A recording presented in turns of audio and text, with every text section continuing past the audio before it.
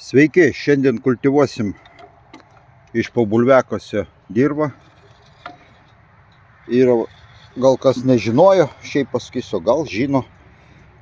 Yra peilis taip nukreiptas, jisai tada giliau į žemę eina kultivatorius.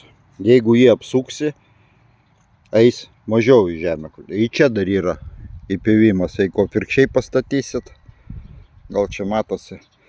Irgi galima dviejais variantais. Čia priklauso, kaip jūs norit giliai.